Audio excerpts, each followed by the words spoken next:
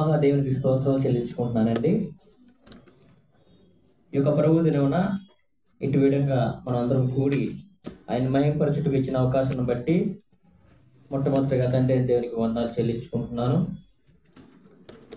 అదేవిధంగా సంఘమునకు ఆ యొక్క ప్రత్యేకమైన వందనములు. మన జీవితంలో మనకి కొన్ని శ్రేష్టమైనవి అంటే మనకి ఇష్టమైనవి మనం కొన్ని ఎంచుకుంటూ ఉంటాం అన్నమాట.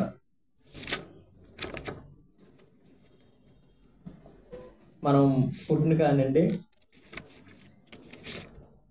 మనం పెరుగుతున్న కొద్ది తినే వస్తువుల్లో కానీ, వేసుకునే వస్త్రాల్లో కానీ, చెప్పుల్లో కానీ, కొంత వయసు వచ్చాక మనకు కావాల్సిన ట్రావెల్ చేసుకున్న బండికి కానీ, అలాగే మనం ఉండడానికి గృహం కానీ, ఆ గృహంలో మనకి ఇష్టమైన వస్తువుల్ని ఏర్పాటు చేసుకోవడం కానీ, అంటే పడుకోవడానికి మంచము, కూర్చోడానికి కుర్చీ, గోడ వాచి, అనేకమైనవి మనకి ఇష్టమైనవి మనము సిద్ధపరచుకుంటూ ఉంటాం అన్నమాట. అయితే ఈ సిద్ధపరచుకోవడం అంటే ఇష్టమైనవి కేవలం మనం మన యొక్క ఇష్టానుసారమైన మనకి ఏదైతే అనువుగా ఉంటుందో, మనకి ఏదైతే నచ్చుతుందో దాన్ని మనం ఎంచుకుంటూ ఉంటాం. కొంత వయసు వచ్చాక, పెళ్లి వయసు వచ్చాక కూడా మనం ఏం చేస్తామంటే మనకు నచ్చిన వారిని మనం పెళ్లి చేసుకోవడానికి ఇష్టపడుతూ ఉంటాం. మన బిడ్డలకు కూడా స్కూల్ విషయాల్లో కానీ, వారు చదువుకునే ట్యూషన్ విషయంలో కానీ, ప్రతి విషయంలో కూడా మనము మనకి ఇష్టమైనది ఎంచుకుంటూ ఉంటాం అన్నమాట. ఎందుకంటే అది మనకి ఇష్టం కాబట్టి. కష్టమైన దాన్ని మనం ఎంచుకోం, మనకి ఇష్టపడిన దాన్ని మనం తినం. అది ఏమనిపిస్తుంది, నోటికి రుచికరంగా అనిపించదు. మనకి ఇష్టం లేని బట్టలు మనం వేసుకోం, ఎందుకంటే మనకి ఆ బట్టలు వేసుకుంటే ఇబ్బందికరంగా ఉంటాం. మన మనసు ఏం చేస్తుంది, ఇబ్బందికరంగా జరుగుతుంది అన్నమాట. దాన్ని ఇప్పుడు మనకి అది చిన్నది మనం చూసినా చేసినా దాన్ని మనం ఇబ్బందికరంగా మనం ఏం చేస్తాం అంటే ఇబ్బంది పడుతుంటాం అన్నమాట. అయితే అనవసరంగా ఈ డ్రెస్ చేసుకున్నాను, లేకపోతే అనవసరంగా ఇది తిన్నాను నేను, లేకపోతే అనవసరంగా వాళ్ళతో మాట్లాడాను, నేను అనవసరంగా ఒక ప్లేస్కి వెళ్ళాను అనే ఇబ్బందికరమైన మనకి మనసులో తోస్తూ ఉంటుంది అన్నమాట. అయితే మన మనిషి విషయంలో మనం ఇన్ని ఇష్టమైనవి ఇవన్నీ చేసుకుంటున్నప్పుడు మరి దేవుడు ఏర్పాటు చేసుకున్న మనల్ని అతను ఏ విధంగా మరి ఎన్నుకొని ఉంటాడు, ఏ విధంగా మనల్ని నడిపిస్తూ ఉంటాడు, ఏ విధంగా మనల్ని ఆయన చూస్తున్నాడు అని చూసుకుంటే మత్తయి సువార్త 6:26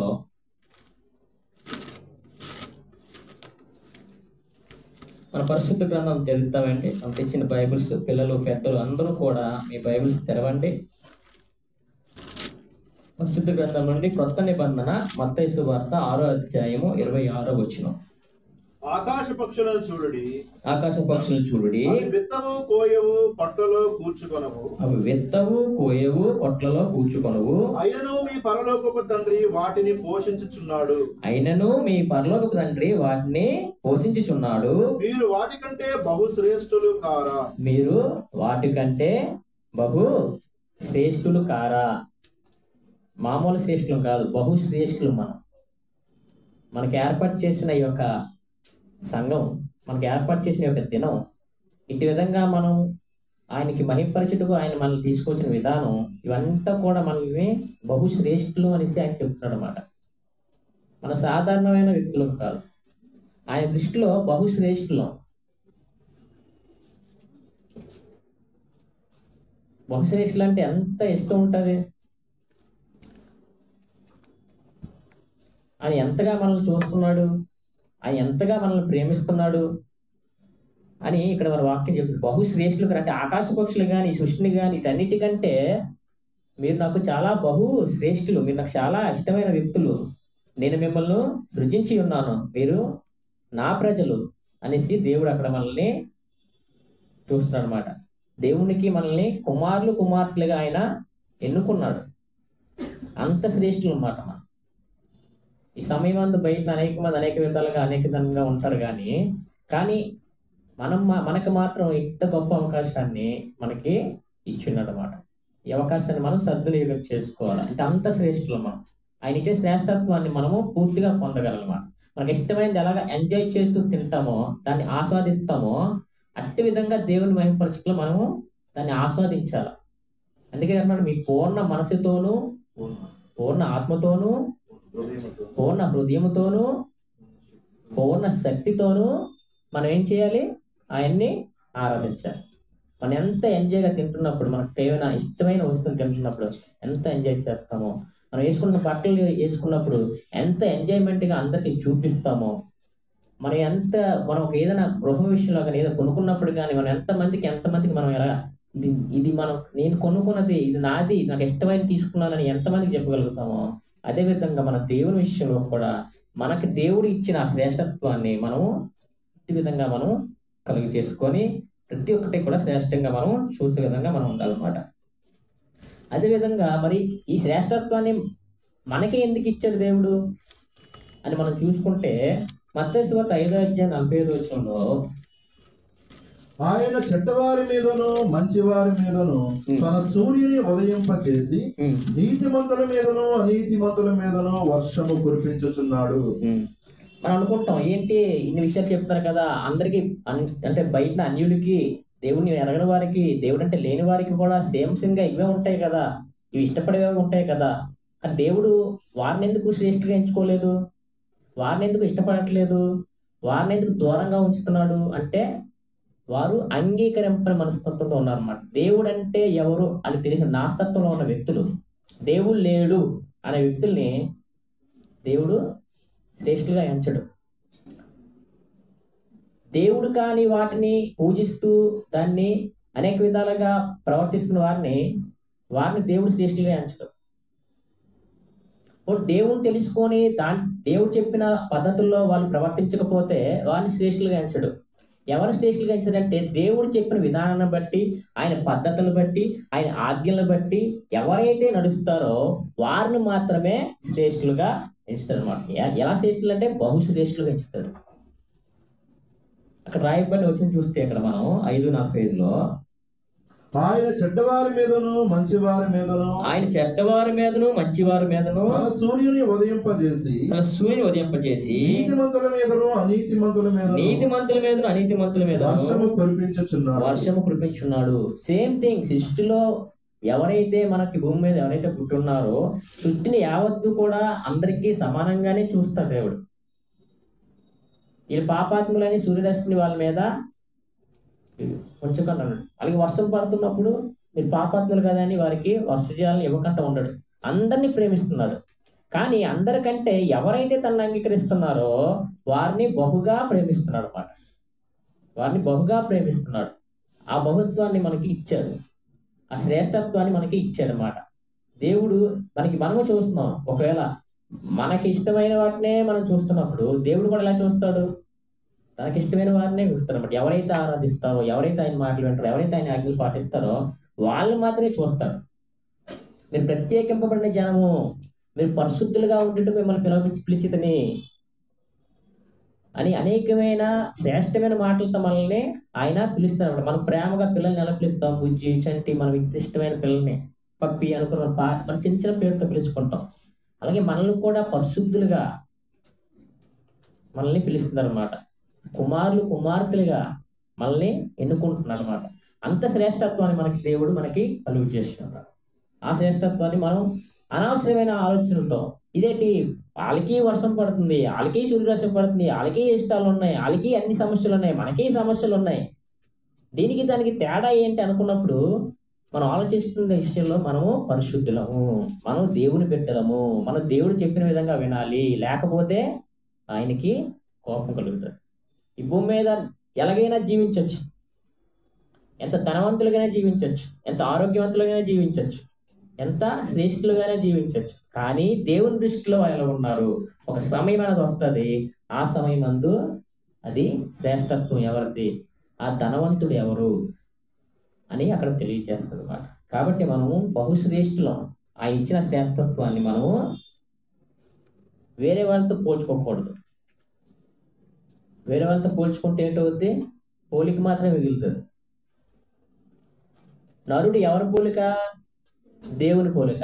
దేవుడు ఏ పోలికలు అయితే ఉన్నాడో, దేవుడు పరిశుద్ధుడు, మనల్ని పరిశుద్ధులుగా ఉండమంటున్నాడు. ఆ పోలిక మనం చూసుకోవాలి. కానీ మన పక్క వాళ్ళు ఎలా ఉన్నారు, మన పక్క వాళ్ళు ఎలా ఉన్నారు, లేకపోతే అన్యులు ఎలా ఉన్నారు, వీళ్ళు ఉన్నారు మనం చూసుకున్నాం అనుకోండి, మనం ఏ టెస్ట్ చేస్తాం?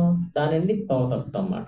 దేవుని యొక్క పరిశుద్ధత్వం నుండి మనము తప్పుతాం. కాబట్టి మనం పరిశుద్ధులం. దేవుడు పరిశుద్ధుడు, ఆయన పోలిక మనల్ని సృష్టించాడు, ఆయన మనల్ని మహిమపరచమంటున్నాడు. కాబట్టి ఆయన ఏ విధంగా అయితే మహిమపరచమంటున్నాడు, ఆయన ఏ విధంగా అయితే ఉండమంటున్నాడో ఆ విధంగా ఉంటే మనం బహుశ్రేష్ఠులం. ఆ విధంగా లేకపోతే మనము నాశనకరమైన జీవితానికి మనము పోతాం అన్నమాట.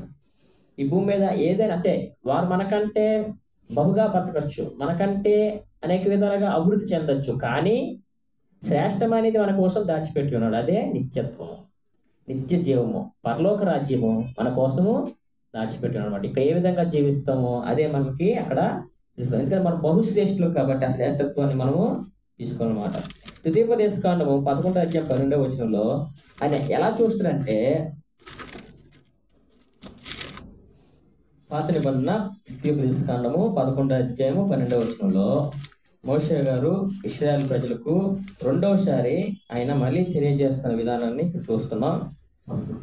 11:12 అది ఆకాశ వర్ష జలము త్రాగును, అది ఆకాశ వర్ష జలము త్రాగును, అది నీ దేవుడైన యెహోవా లక్ష్యపెట్టు దేశము, అది నీ దేవుడైన యెహోవా లక్ష్యపెట్టు దేశము, నీ దేవుడైన యెహోవా కన్నులు, నీ దేవుడైన యెహోవా కన్నులు సంవత్సరాది మొదలుకొని సంవత్సరాంతం వరకు, సంవత్సరాది మొదలుకొని సంవత్సరాంతం వరకు ఎల్లప్పుడూ దాని మీద ఉండును, ఎల్లప్పుడూ దాని మీద ఉండరు. చూడండి, ఈ వచనం చూడండి, అది ఆకాశ వర్షజాలము త్రాగును. ఎవరండి? ఎవరైతే దేవుని యొక్క పద్ధతుల్ని పాటిస్తారో, ఆయన ఆజ్ఞల్ని పాటిస్తారో ఆకాశం, అది నీ దేవుడని యెహోవా లక్ష్యపెట్టు దేశము. ఎవరైతే దేవుని యొక్క మాట వింటారో, ఎవరైతే బహుశ్రేష్ఠులుగా ఉంటారో, ఆయన చెప్పి శ్రేష్టత్వాన్ని ఇచ్చినప్పుడు ఆయన కన్నులు ఎవరి మీద ఉంటాయండి? ఆయన్ని ఎవరైతే అనుసరిస్తారో వారి మీద సంవత్సరాది మొదలుకొని సంవత్సరాది వరకు ఎల్లప్పుడూ మన మీద ఆయన చూస్తూనే ఉంటుంది అన్నమాట. ఎల్లప్పుడూ మనల్ని గమనిస్తూనే ఉంటాడు, ఎల్లప్పుడూ మనం పరిశోధిస్తూనే ఉంటాడు, ఎల్లప్పుడూ మనల్ని పరీక్షిస్తూనే ఉంటాడు. ఎల్లప్పుడూ కూడా ఈరోజు ఆదివారం కదా, ఈరోజు ఆదివారం ఒక్కరోజు వీళ్ళని చూద్దాం, చాలా చక్కగా ఎవరు వస్తున్నారు లేదని అటెండెన్స్ చూడటం కాదు.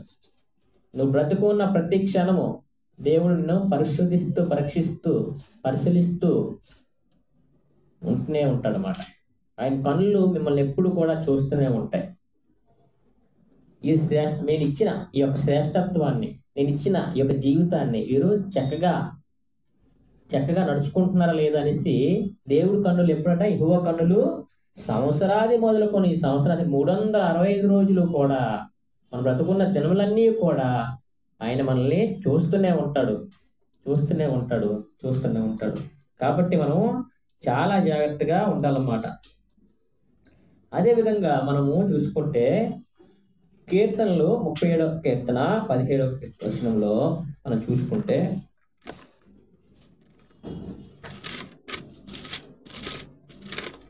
మనకి ఇచ్చిన ఈ యొక్క జీవితాన్ని, ఈ యొక్క శ్రేష్టత్వాన్ని, ఆయన మనకి ఇచ్చిన ఈ యొక్క సృష్టిని ఆయన ఎప్పుడు కూడా ఆయన కన్నులతో మనల్ని చూస్తూనే ఉంటాడు. అదేవిధంగా ఆయన మనల్ని రక్షిస్తూ ఉంటాడు అన్నమాట. 37వ కీర్తన, భక్తిహీనుల బాహువులు విరువబడును, భక్తిహీనుల బాహువులు ఎరువబడును, నీతిమంతులకు యెహోవాయే సంరక్షకుడు, నీతిమంతులకు యెహోవాయే సంరక్షకుడు.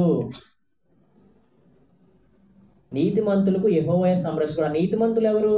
ఎవరైతే దేవుడిని నమ్మి విశ్వసించి బాప్తిజం తీసుకొని ఆయన పరిశుద్ధతలో అడుగు పెట్టారో వారు నీతిమంతులు. ఎందుకంటే మన దేవుడు నీతిమంతుడు కాబట్టి మనల్ని కూడా నీతిమంతులుగా ఉండమాట. అలాంటి నీతిమంతులకి ఎవరు సంరక్షకుడట? యెహోవాయే సంరక్షకుడు. ఆయన మనకు శ్రేష్టత్వాన్ని ఇచ్చాడు, ప్రతిదీ అనుభవించడానికి సృష్టిని ఇచ్చాడు. అదేవిధంగా ఆయన కన్నులు మనల్ని ఎప్పుడు కూడా చూస్తూనే ఉంటాయి. ఆయన మనల్ని ఎప్పుడు కూడా సంరక్షిస్తూనే ఉంటాడు అన్నమాట. ఆయన ఎప్పుడు కూడా మనల్ని రక్షిస్తూనే ఉంటాడు. సంవత్సరాది మొదలుకొని సంవత్సరాది వరకు ఆయన మనల్ని సంరక్షిస్తూనే ఉంటాడు అన్నమాట. అదేవిధంగా యోబు 10:12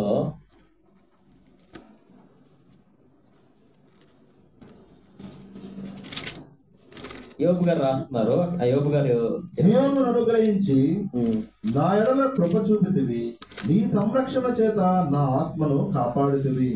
ఎవరి సంరక్షణతో ఆత్మను కాపాడుతున్నారండి? ఆయన సంరక్షణతో మన యొక్క ఆత్మను కాపాడుతుందన్నమాట. అంటే అది ఏ విధంగా తీసుకుంటాం మనం? జీవమును అనుగ్రహించి నా ఎడల కృప చూపితివి, నీ సంరక్షణ చేత నా ఆత్మను కాపాడుతుంది. ఆయన యెహోవా దేవుడు అన్నిటికి కూడా ఈ రోజుల్లో మనం చూస్తున్న ఆ సంరక్షణ ఏంటంటే వాక్యం. నీ సంరక్షణ ద్వారా, నీ వాక్యం ద్వారా మన అనేక మార్లు బాప్తిసం తీసుకున్న తర్వాత అనేక మార్లు మనము పాపంలోకి సులువుగా చిక్కులు పడే పాపంలోకి మనము వెళ్ళిపోతూ ఉంటాం. అప్పుడు మనకి ఆ వాక్యాన్ని పరిశుద్ధాత్మ ద్వారా మనకి తెలియజేస్తుంటాడు అన్నమాట. అబద్ధం ఆడినప్పుడు అబద్ధం ఆడకూడదు కదా అని గుర్తు చేస్తూ ఉంటాడు. మోసం చేసినప్పుడు మోసం చేయకూడదు కదా అని గుర్తు చేస్తూ ఉంటాడు. మనం ఏదైనా దానికి దేవునికి వ్యతిరేకంగా చేస్తున్న పనుల్లో కూడా ఆయన జ్ఞాపకం చేస్తూ ఉంటాడు. అయ్యో ఈరోజు ఆదివారం కదా, నేను ఆరాధనకి వెళ్ళాలి కదా అనే ఆలోచన నేను నీకు జ్ఞాపకం చేస్తూ ఉంటాడు. అయ్యో ఈరోజు బుధవారం కదా, నా సంఘంలో ఒక ఆర్టిస్ట్ ప్రేయర్ ఉంటుంది కదా, ప్రార్థన పెట్టుకుంటారు కదా అనే ఆలోచన దేవుడు ప్రేరేపిస్తూ ఉంటాడు. అయ్యో ఉదయాన్నే లెక్సాను కదా, రాత్రంతా నన్ను కాపాడాడు కదా అనే దేవుని కృతజ్ఞత తెలియజేయాలి కదా ప్రేరేపణ అనేది కలుగు చేస్తూ ఉంటాడు. ఆయన సంరక్షణలో మనల్ని రక్షిస్తూ ఉంటాడు అన్నమాట.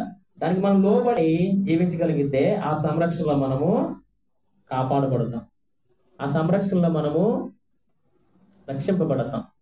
కాబట్టి ఆయన ఇచ్చిన శ్రేష్టత్వాన్ని, ఆయన ఇచ్చిన ఈ యొక్క జీవితాన్ని ఆయన ఎల్లప్పుడు కూడా మనం చూస్తున్నాడనే భావంతో, ఆయన ఎల్లప్పుడు కూడా మనం సంరక్షిస్తున్నాడనే భావంతో, ఆయన వాక్యం చేత మనం ఎల్లప్పుడు సంరక్షణ కలుగు చేస్తున్నారు, రక్షణ అనేది కలుగు చేస్తున్నాడనే భావంతో మనము జీవించాలన్నమాట. ఎందుకంటే మనము బహు శ్రేష్ఠులమని దేవుడు మనకు చెబుతున్నాడు. కాబట్టి మనం ఈ యొక్క జీవితాన్ని చక్కగా భయముతో వణుకుతో మనము కొనసాగించుకోవాలన్నమాట.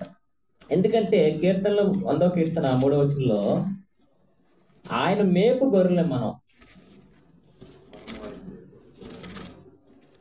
100వ కీర్తన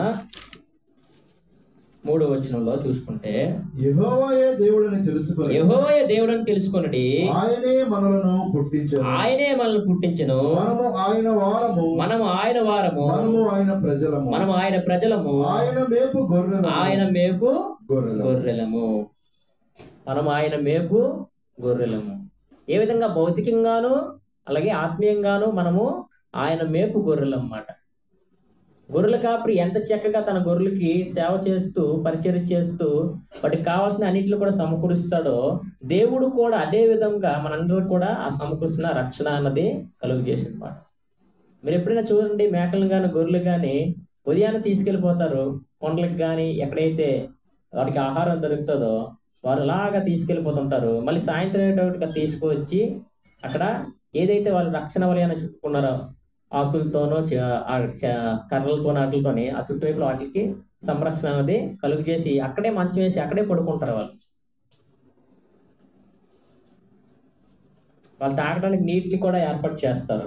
అంటే ఎంత చక్కగా చూసుకుంటారంటే వాటికి ఎటువంటి కూడా హాని జరగకుండా కూడా ప్రతి విషయంలో కూడా వాళ్ళు చాలా జాగ్రత్త తీసుకుంటారు అన్నమాట.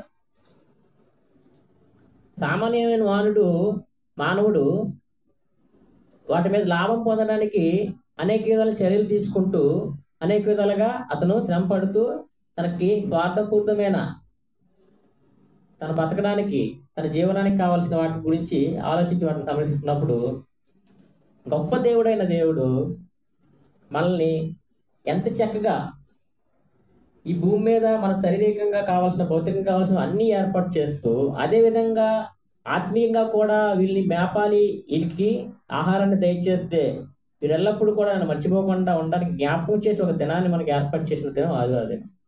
అదేవిధంగా ప్రతి ప్రార్థనలోనూ మనకి చక్కగా వీరు చదువుకొని ఎటువంటి కూడా వీటికి కూడా లోపడకుండా ఉండాలంటే ఈ వాక్యాన్ని చదువుకోవడానికి మనకి ఇచ్చిన వాక్యాన్ని బైబిల్లో మనకి వాక్యానుసరైన బైబిల్ మనకి దయచేస్తున్నాం. అంటే వీటన్నిటినీ మనం ఏం చేయాలంటే చక్కగా వాటిని మనం అనుసరిస్తూ ఉండాలన్నమాట. లేకపోతే ఏటవుద్ది, ఆయన మనల్ని పుట్టించినందుకు మనం ఆయనకి విలువ లేకుండా చేస్తున్నాం. అలాగే మనం ఆయన వారము అనే వాటి నుండి ఈ పరాయి వాళ్ళు అనే దానికి మనము మత్తయి సువార్తలో ఉంటుంది కదండి, ప్రభువా ప్రభువా అని నిన్ను పిలిచట్లేదా అనే మాటకి మనం ఏం చేస్తామంటే ఆయన వారం మనం కాము అనేసి ఆయనకి ఇచ్చిన పద్ధతుల్ని, ఆయన ఇచ్చిన ఆజ్ఞల్ని మనం పాటించకపోతే మీరు నా వారు కాదు, మిమ్మల్ని నేను ఎరగననేసి అక్కడ చెప్పడం జరుగుతుంది.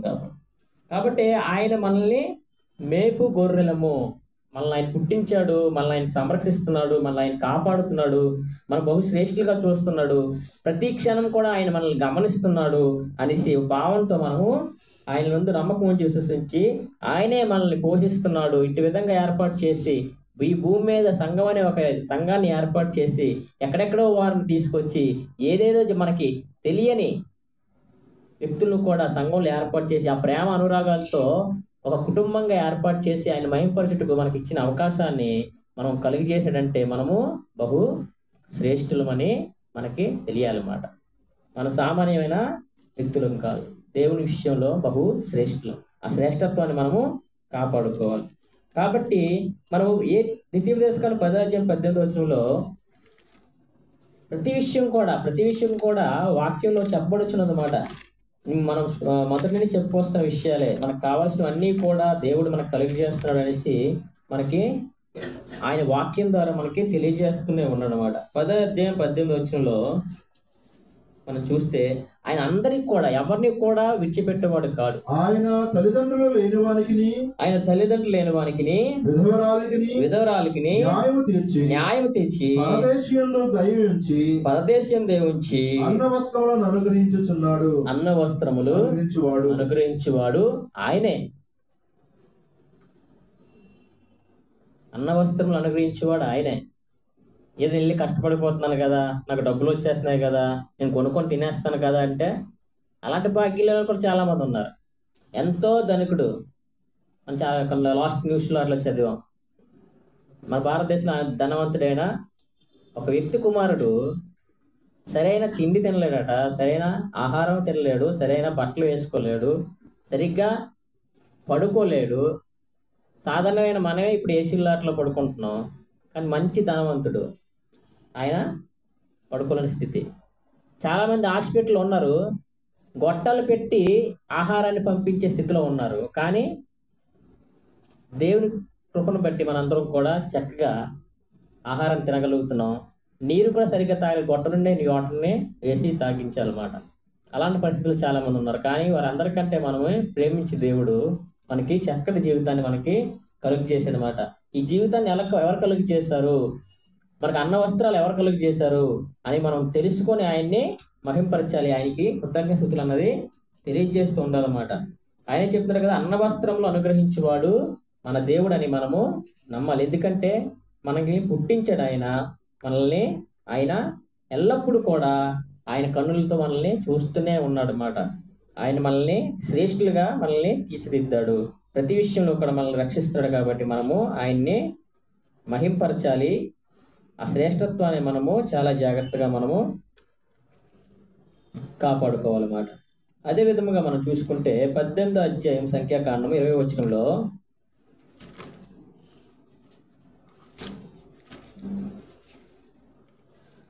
మరియు యెహోవా అహరోనుతో ఇట్లనెను, వారి దేశములో నీకు స్వాస్థ్యము కలగదు, వారి మధ్యను నీకు పాలు ఉండదు, ఇశ్రాయేలుల మధ్యను నీ పాలు నీ స్వాస్థ్యము నేనే. ఎవరేంటండి స్వాస్థ్యము నేనే? స్వాస్థ్యం అంటే ఆస్తి, సంపద. అక్కడ చెప్పబడుతుంది వారికి 18వ అధ్యాయం 20వ వచనంలో, స్వాస్థ్యము నేనే, మీరు భయపడకండి, ఎందుకంటే మిమ్మల్ని పుట్టించిన వాడిని నేను, మిమ్మల్ని సంరక్షించిన వాడిని నేను, మిమ్మల్ని రక్షించేవాడిని నేను, మీకు అన్న వస్త్రములు దయచేసేవాడిని నేను. మీకు ఏది ఉన్నా లేకపోయినా, ఈ భూమి మీద ఏది ఉన్నా లేకపోయినా నేను మీకోసము ఉన్నానని తెలియజేస్తుంది అన్నమాట. అక్కడ నేను మీకోసం ఉన్నాను. మరి నీ కోసం ఉన్నాను అన్నప్పుడు మనం ఆయన కోసం ఉండాలి కదా. మనం ఆయన ఇచ్చే పద్ధతులను, ఆయన ఆజ్ఞలు మనం పాటించాలి కదా. ఆయన మనకు శ్రేష్టత్వాన్ని ఇచ్చినప్పుడు ఆ శ్రేష్టత్వాన్ని మనం కాపాడుకోవాలి కదా.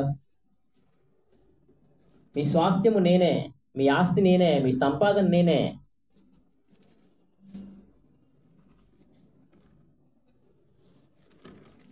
అని చాలా ధైర్యంగా చెప్పగలిగే ఒక దేవుడు మనకున్నాడనేసి మనము ఎల్లప్పుడూ కూడా మనం మనసులో ఉంచుకోవాలన్నమాట. ఎప్పుడు ఆ ధైర్యం కలుగు చూస్తుంది మనకి, ఎప్పుడు ఆ ధైర్యం వస్తుంది అంటే ఆయన చెప్పిన విధంగా మనము నడుచుకున్నప్పుడే ఆ ధైర్యం మనకి కలుగుతుంది అన్నమాట. ఒక డ్యూటీలో ఆఫీసులో చేస్తున్నప్పుడు 30 రోజులు పనికి వెళ్ళకంటన ఓనర్ జీతం ఇస్తారని నమ్మకం మనకు ఉంటుందా? వ్యాపారం కోసం మనం రోజు రెగ్యులర్గా చేస్తున్న వ్యాపారంలో రెగ్యులర్గా మనం అంతా సామాన్లను సమకూర్చుకొని ఆ రోజు కూడా వ్యాపారం బాగా ఉంటుంది మనం ఒప్పుకోగలుగుతాం. కానీ దేవుడు చెప్తున్నాడు, నువ్వు బతుకున్న ఈ యొక్క దినాలన్నింటిలో కూడా మీ యొక్క స్వాస్థ్యాన్ని నేను, ఎందుకంటే మీకు ఒక శ్రేష్టత్వాన్ని మీకు నేను కలుగు చేసి ఉన్నాను, మీకు అన్న వస్త్రం కలుగు చేసేవాడిని నేనే, మీకు ప్రతి విషయం కూడా సంరక్షణ కలుగు చేసేవాడిని నేనే, ఆ సంరక్షణ చేస్తే మిమ్మల్ని అందరినీ కూడా నేను మేపుతున్నాను అనేసి అక్కడ మనకి తెలియజేస్తుంది అన్నమాట. ఎందుకంటే ఆ స్వాస్థ్యము నేనే. అదే 21వ వచనంలో, సంఖ్యాకాండంలో 21వ వచనంలో మనం చూస్తే, సంఖ్యాకాండము 18వ అధ్యాయము 21వ వచనంలో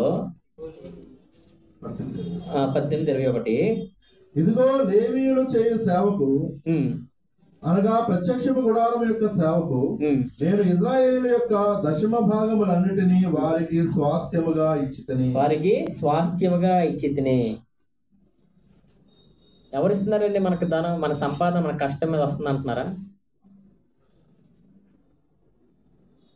ఒకసారి గమనించుకోండి.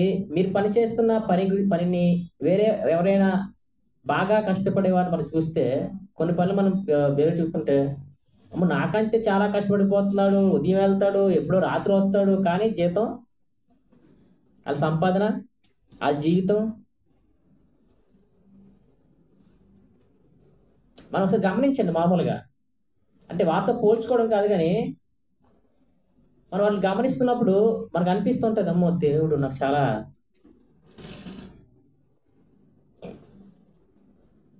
వాళ్ళ కుటుంబంలో ఉన్న సమస్యలు కానీ మనం చూస్తున్నప్పుడు, వారి యొక్క జీవితాలు మనం గమనిస్తున్నప్పుడు, మనం అనేక విధాలుగా దేవుణ్ణి, అంటే ఏంటంటే అమ్మ బాబు ఇంత కష్టాన్ని ఇలాగ చేస్తున్నాడు, కానీ ఇతనికి సరైన జీవితం అనేది అతనికి దొరకట్లేదు అనే భావన మనకు కలుగుతూ ఉంటుంది. మనం చాలా మంది గమనిస్తూ ఉంటాం అన్నమాట. ఇద్దరు గవర్నమెంట్ ఉద్యోగస్తులే, లక్షలాది జీతం, సంపాదన ఎక్కువ, కానీ ఇంట్లో ఎప్పుడు కూడా గొడవలే.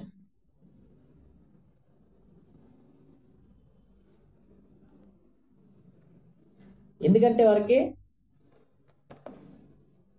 ఆస్తి సంపాదనలు ఉన్నాయి, కానీ వాళ్ళకి కావాల్సిన ఆస్తి ఎవరు? దేవుడు అక్కడ లేడు. దేవుడు అనే స్వాస్థ్యం అక్కడ లేదు. మీ స్వాస్థ్యం నేనే అన్నప్పుడు అనేకమైన డబ్బు గురించి కానీ, అనేకమైన అధికారం గురించి కానీ మనం పరిగెడుతున్నప్పుడు, దాన్ని దేవుడు అంటాడు, నీ స్వాస్థ్యం నేను కదా, ఇటు రమ్మంటే నువ్వు అటు వెళ్ళిపోతున్నావు ఏంటి? నీ స్వాస్థ్యం నేనే కదా, నువ్వు నన్ను స్తుతించు, నన్ను మహింపరచు, నీకు అనేక విధాలుగా నీకు నేను సంరక్షిస్తుంటాను. నువ్వు నా స్వాస్థ్యం అన్నప్పుడు, నువ్వు నా ఆస్తి అన్నప్పుడు నువ్వేం చేయాలా? నా సంరక్షణలో నువ్వు ఉండాలా. నీకు అన్నీ కూడా నేను ఇచ్చేవాడు నేను, కానీ నువ్వు ఎటో వెళ్ళిపోతున్నావు అనేసి అక్కడ తెలియజేస్తున్నావు. 24వ వచనంలో కూడా చూస్తే, అక్కడ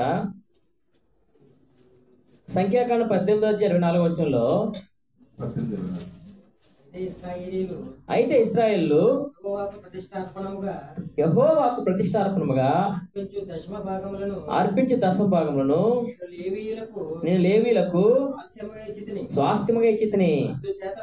అందుచేతన వారు ఇశ్రాయేలు మధ్యను స్వాస్థ్యము సంపాదింపకూడదని వారితో చెప్పి తిని. స్వాస్థ్యము సంపాదించకూడదని వారితో చెప్పి తిని. వారు సంపాదించిన స్వాస్థ్యం ఏంటి? ఇశ్రాయేలు గోత్రంలో లేవి గోత్రాన్ని ప్రత్యేకంగా దేవుడు ఎన్నుకున్నాడు. అదేవిధంగా ఈ యొక్క సమయమందు ఎప్పుడైతే యేసుక్రీస్తు ప్రభువారు మరణం పొంది ఆయన సంఘాన్ని ఏర్పాటు చేశారో ఆ సంఘాల్లో చేర్చబడుతున్న ప్రతి ఒక్కరు కూడా ఆయన ప్రత్యేకంగా ఎన్నుకోబడిన వ్యక్తులు. ఇశ్రాయేలు ప్రజల నుండి లేవి యొక్క గోత్రం నుండి యాజకులు తీసుకుని వచ్చాడు. కానీ ఈ సమయంలో క్రీస్తు సంఘంలో ఉన్న ప్రతి ఒక్కరు కూడా యాజకులు. క్రీస్తు సంఘంలో ప్రతి ఒక్కరు కూడా యాజకులు. అప్పట్లో లేవీలకి నేనే స్వాస్థ్యం అని చెప్పిన దేవుడు ఇప్పుడు నన్న ప్రతి ఒక్కరికి, ఎవరైతే క్రీస్తు సంఘంలో ఉన్న ప్రతి ఒక్క విశ్వాసి కూడా నేనే స్వాస్థ్యం అని దేవుడు చెప్తున్నాడు.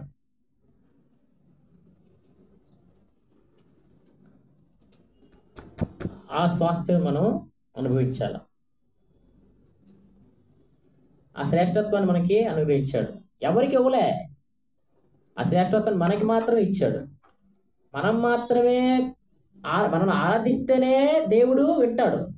మనం ప్రార్థన చేస్తేనే దేవుడు వింటాడు. ఎక్కడైతే 2-3 కూడి ఉన్నారో వారి యొక్క ప్రార్థన వాళ్ళ దగ్గర నేను ఉంటానని దేవుడు చెప్తున్నారు. 2-3 ఎవరు? ఎవరైతే దేవుణ్ణి, ఆయన విశ్వసించిన వ్యక్తుల్ని, ఎవరైతే క్రీస్తు సంఘంలో ఉన్న వ్యక్తుల్ని ఆయన ఎప్పుడు కూడా మన మధ్యన ఉంటాడు. ఎందుకంటే ఆయనే మన స్వాస్థ్యం. ఎందుకంటే మనము ఆయనకి శ్రేష్ఠులం.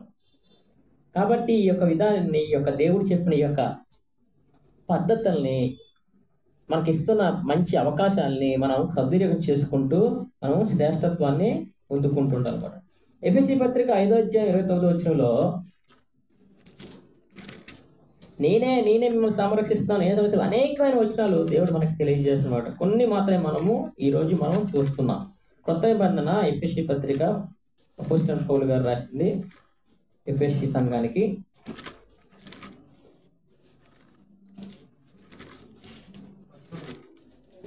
5:29 అండి. తన శరీరమును ద్వేషించిన వాడు ఎవడనూ లేడు గాని ప్రతి వాడును తను పోషించి సంరక్షించుకొనును. చెప్పుకున్నాం కదా, మొదట మనం చెప్పుకున్నాం కదా, మన శరీరానికి కావాల్సిన అవసరతలన్నీ కూడా మనం చక్కగా చూసుకుంటాం. ఎటువంటిది కూడా కొదువు లేకుండా చూసుకుంటాం. ఎంత చక్కగా చూసుకుంటాం అంటే చిన్నది ఏది జరిగినా సరే మనము ఒప్పుకోం. చిన్న పెంపులు వచ్చినా సరే మనము ఊరుకోం. చిన్న గీత పైన ఊరుకోం. చిన్న జలుబు చేసిన ఊరుకోం, జ్వరం చేసిన పరిగెట్టాలి హాస్పిటల్కి. మనం పరిగెత్తి దాన్ని, మన శరీరానికి కలిగిన దాన్ని మనము వెంటనే క్లియర్ చేసుకోవాలా. లేకపోతే ఏటవుద్ది, మన శరీరము పాడైపోద్ది. మన శరీరాన్ని అంత చక్కగా సంరక్షించుకుంటాము. చక్కని వస్త్రాలతో, రంగురంగుల వస్త్రాలతో మనము వాటిని కప్పి అందంగా మనము సంరక్షిస్తుంటాం. తల ఊడిపోయినా సరే ఒప్పుకోం. చిన్న చిన్న ఇంటికి పడిపోతున్నా, స్నానం చేస్తున్నారు పడిపోయినా, ఇలా దువ్వుకున్నారు పడిపోయినా, అమ్మో ఇంటికి పడిపోమో తల ఊడిపోతుందని భయపడిపోయి మనము చాలా ట్రీట్మెంట్లకి మనము పరిగెడుతూ ఉంటాం అన్నమాట. చక్కగా తన శరీరానికి, ఎవరి శరీరం అలా చూసుకుంటారు. ఇంకో శరీరానికి ఏమైనా అయిందనుకోండి, మనం చాలా MBBS FSS చదివినట్లు, మీరు ఇది వాడకూడదు, ఈ షాంపూ వాడితే అవుతుంది, ఈ సింక్ షాంపూ కాదు, మీరు హెడ్ అండ్ షోల్డర్ వాడండి, లేకపోతే మీరు ఇంకా ఈ షాంపూ కాదు ఇంకో షాంపూ వాడాలని మనం సజెస్ట్ ఇచ్చేస్తుంటాం. ఎందుకంటే తలమంద కాదు కదా. పెంపులు వచ్చిందా, ఆ పెంపులు కానీ మొత్తాన్ని మట్టి రాయి, లేకపోతే ఈ ఫేరన్లో రాయి, లేకపోతే ఇది రాయి అనేసి మనం చేసుకోవాలి. అది డ్రెస్ ఈ డ్రెస్ నీకు బాగోలేదు, ఇంకో వేరే మంచి డ్రెస్, ఈ డ్రెస్ చేసుకో, ఆ డ్రెస్ చేసుకో అనేసి మనం ఎవరి శరీరాన్ని వారు 5:29 రాసినట్లు తన శరీరమును ద్వేషించిన వాడు ఎవ్వడూ లేడు. ఒక విషయం గమనించండి, మనకు ఎలా ఉంటామో తెలియదు కానీ ఎదుటి వాళ్ళు మన గురించి చెప్పడం అంటే చాలా చక్కగా చెప్తారు. అంటే బాగా ప్రేమించిన వాళ్ళు కానీ ఇష్టపడిన వాళ్ళు అయితే ఒకలాగా చెప్తారు. ఒకవేళ ఇష్టం లేకపోతే వారి మాటలు వేరే విధంగా ఉంటే అప్పుడు మనకు తెలిసిపోతుంది మనం ఎలా ఉన్నాం అనేసి. అంతకీ మనం తెలుసుకోవాలనుకుంటే మనం మన ఆధార్ కార్డులు తీసుకొని చూసుకొని సరిపోద్ది. మన ఆధార్ కార్డు ఫోటో చూసుకున్నాం అనుకోండి, మన అందాల గురించి, మనం ఎలా ఉన్నామో, మన శరీరం గురించి ఆధార్ కార్డే చెప్పేస్తుంది. కాబట్టి ఎవరు లేరు భూమి మీద, ఎవరు కూడా పుట్టిన కానీ ఎవరు కూడా తన శరీరాన్ని ద్వేషించిన వారు ఎవరు కోరలేరు. సమయానికి ఆహారాన్ని శరీరానికి ఇచ్చేస్తాడు, సమయానికి నిద్రని శరీరానికి ఇచ్చేస్తాడు. తనకు కావాల్సిన శరీరం ఒక సేఫ్టీ సైడ్లో ఉండడానికి ఆ గృహ విషయంలో కానీ ప్రతి విషయంలో కూడా తన శరీరాన్ని చక్కగా కాపాడుకుంటాడు అన్నమాట. ఎవరు కూడా ద్వేషించే వాళ్ళు లేడు. అయ్యో నా శరీరంలో ఇది చెయ్యి బాగలేదు కదా, చెయ్యి తీసి పడేసేవాడు ఎవరు లేడు. అమ్మో నా శరీరంలో నాకు ఇది బాగలేదు కానీ ఎవరు కూడా తీసిపడు. ఎందుకంటే తన శరీరం తనకి అంత ఇష్టం అన్నమాట.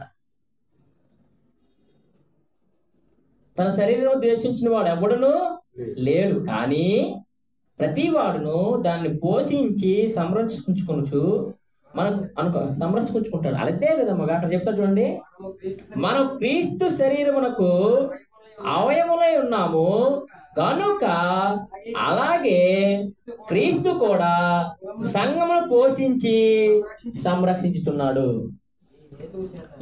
చూడండి మనల్ని ఎంత చక్కగా సంరక్షిస్తున్నాడు.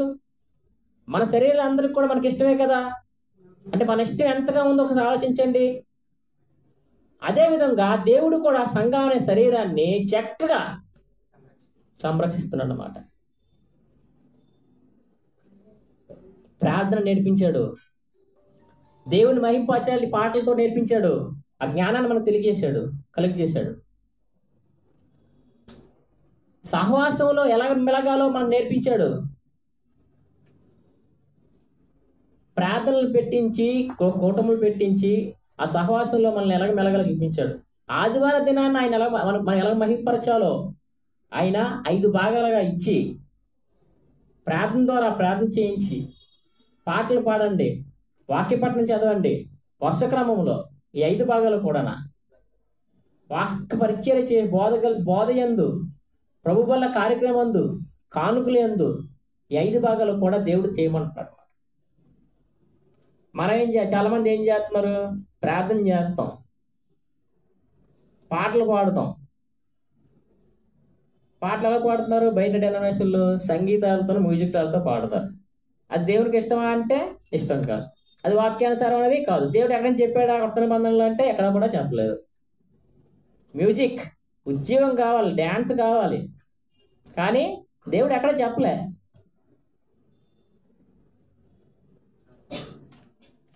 ఏం చేయాలా, ఆత్మతోనూ సత్యముతోనూ.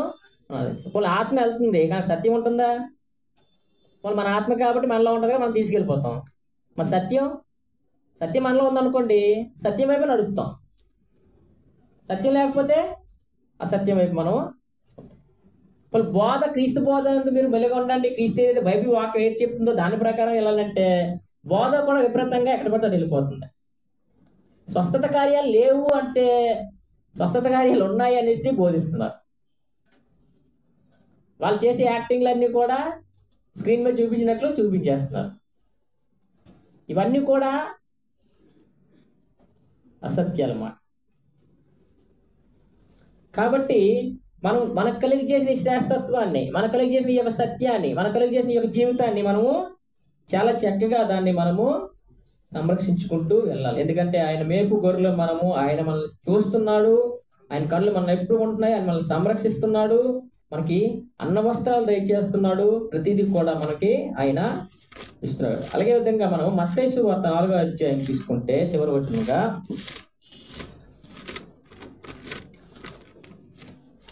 బైబిల్ తెరండి, చూడండి అక్కడ ఏం చదువుతున్నారో మీరు గమనిస్తూ ఉంటే మీకు అర్థమవుతుంది.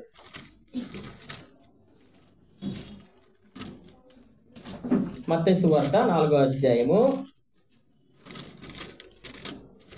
4వ వచనం. అందుకాయన మనుష్యుడు రొట్టె వలన మాత్రము కాదు గాని, మనుష్యుడు రొట్టె వలన మాత్రమే కాదు గాని దేవుని నోట నుండి వచ్చు ప్రతి మాట వలన, దేవుని నుండి వచ్చు ప్రతి మాట ద్వారా జీవించునని రాయబడి ఉన్నది. దేవుని నోటి నుండి వచ్చి ప్రతి మాట ద్వారా కూడా అక్కడ జీవితం. రొట్టె వల్ల ఆహారం వల్ల మాత్రమే కాదు జీవించేది మనిషి, దేవుని నోటి నుంచి ప్రతి మాట ద్వారా కూడా మనము బతుకుతున్నామని గమనించాలి. చదవండి బ్రదర్. మనుషుడు రొట్టె వలన మాత్రము కాదు గాని దేవుని నోటి నుండి వచ్చే ప్రతి మాట వలనను జీవించునని వ్రాయబడి ఉన్నదనను. అంతటా అపవాది పరిశుద్ధ పట్టణములకు ఆయనను తీసుకొని పోయి దేవాలయ శిఖరమున ఆయనను నిలువబెట్టి, నీవు దేవుని కుమారుడవైతే క్రిందికి దుముకుము, ఆయన నిన్ను గూర్చి తన దూతలకు ఆజ్ఞాపించును, నీ పాదం ఎప్పుడైనను రాతికి తగులకుండా వారు నిన్ను తన చేతులతో ఎత్తికొందురు అని వ్రాయబడి ఉన్నదని ఆయనతో చెప్పాను. కదా అందుకు యేసు, ప్రభువైన నీ దేవుని నీవు శోధింపవలదని మరి ఒక చోట వ్రాయబడి ఉన్నదని వారితో ఏం జరుగుతుంది ఇక్కడ సంభాషణ ఏం జరుగుతుంది? కొట్టించుకుంటున్నారా? కత్తులతో కొట్టించుకుంటారు యుద్ధాల్లాగానా? ఏం జరుగుతుంది అక్కడ గమనిస్తున్నారా? వాక్యంతో వారు సంభాషణ మాట్లాడుకుంటున్నారు అన్నమాట. అక్కడ ముందు చెప్పింది కదా, రొట్టె వల్ల మాత్రమే కాదు, వాక్యం వలన కూడా దేవుడు మనల్ని జీవింపజేస్తారనేసి అక్కడ ప్రభు అయిన యేసుక్రీస్తు ప్రభు వారికే అపవాది వాక్యం ద్వారా శోధిస్తున్నాడు. అక్కడ ఉంది కదా, ఒక రాక్లో రాసిబడి ఉంది కదా, నీ పాదం ఎల్లప్పుడూ రాతి తగలకుండా వారిని చేతులతో ఎత్తుకుందారని ఉంది కదా, నువ్వు వచ్చి దూకే, కొండ మీద దూకే, కోట మీద దూకే అనేసి అక్కడ శోధిస్తున్నాడు దేవుడు. దేవుణ్ణి సాతాను శోధిస్తుంది. మరి యేసు ప్రభు వారు ఏం చేస్తారు? అదే వాక్యంతో, ప్రభు అయిన నీ దేవుడు నువ్వు శోధింపకూడదని మరి ఒక చోట రాయకూడదని నీకు తెలియదా? దేవుణ్ణి నువ్వు శోధించకూడదని నీకు తెలియదా అనేసి మళ్ళీ వాక్యం ద్వారా అక్కడ తెలియజేస్తాను అన్నమాట.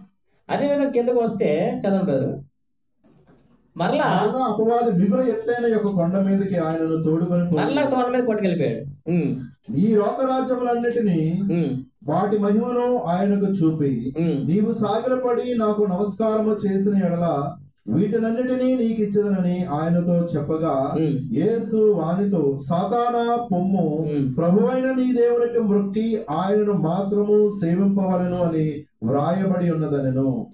ప్రభు అయిన నీ దేవునికి మ్రొక్కి ఆయన మాత్రము సేవింపవలనే రాయబడి ఉన్నదనెను. చూడండి, వాక్యం మన హృదయంలో ఉంటే ప్రభు అయిన యేసుక్రీస్తు ప్రభు వారికే చూడండి ఎంత శోధన కలిగి చేస్తున్నాడు అక్కడ. అలాంటిది ఆయన శ్రేష్ఠుల కంటే బహుశ్రేష్ఠుడు. తండ్రి కుడి పార్శ్వమున కూర్చొని ఉండే వ్యక్తి, పరలోక రాజ్యంలో ఎల్లప్పుడూ కూడా పరిశుద్ధుడు అని కొలవబడుతున్న వ్యక్తి, కేవలం మన కోసమే మానవ రూపంలో ఆయన వచ్చి, మానవ రూపంలో ఉన్న మనకి ఎటువంటి శోధన ఉంటుందో ఆయనకు కూడా అటువంటి శోధన ఉన్నా కూడా ఆయన మనసులో ఆయన వాక్యంలో ఉన్న వ్యక్తి కాబట్టి, ఆయనే వాక్యం కాబట్టి వాక్యంతోనే ఆ యొక్క శోధనని దూరపరిచాడు. అదేవిధంగా మనం కూడా ఏం చెప్తున్నాడు దేవుడు? మనం శ్రేష్ఠులం కాబట్టి, బహుశ్రేష్ఠులు ఉన్నామంటే వాక్యాన్ని ఇంకా చాలా జాగ్రత్తగా మన హృదయాల్లో ఉంచుకొని ఆ శ్రేష్టత్వాన్ని మనం ఈ యొక్క శోధనల నుండి కాపాడుకుంటూ ముందుకి మనము కొనసాగాలి.